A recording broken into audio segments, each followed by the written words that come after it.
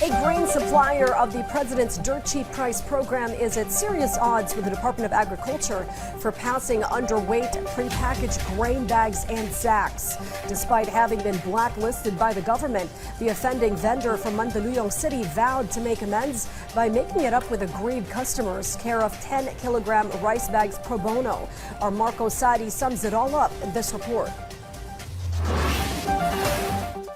This netizen was initially happy after receiving free rice under the government's Bawat Bayan Makikinabang program, being distributed to every barangay, particularly in Mandaluyong City. But when the sack was weighed, instead of 10 kilograms, the recipient received 8 kilograms only. The netizen asked, where did the missing 2 kilograms go?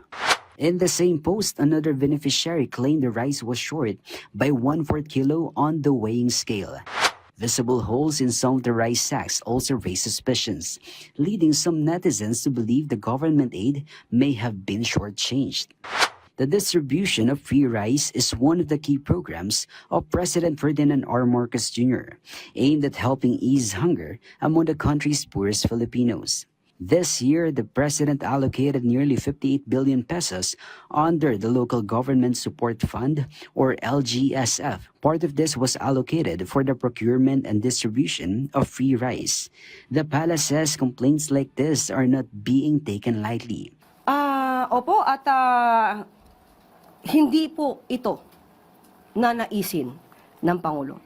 Kung ano ang dapat na ibigay sa taong bayan, dapat ibigay.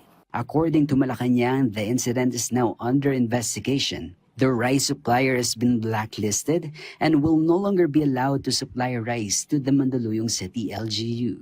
29,500 na sako ng bigas na may supposed to be 10 kilos na laman ang naipamahagi. Pero approximately or ang estimate more or less 50 na sako ang sinasabing kulang sa kilo. So, ang inacknowledge po ito ng supplier at sila po ang nagkaroon ng pagkakamali dito. At humingi na po daw sila ng paumanhin sa Mandaluyong LGU. The supplier is also committed to delivering an additional 10 kilograms of rice to beneficiaries who received underweight sacks. And other legal options pinag-aaralan ng City of Mandaluyong para hindi naman. Marco Sadi for The Nation.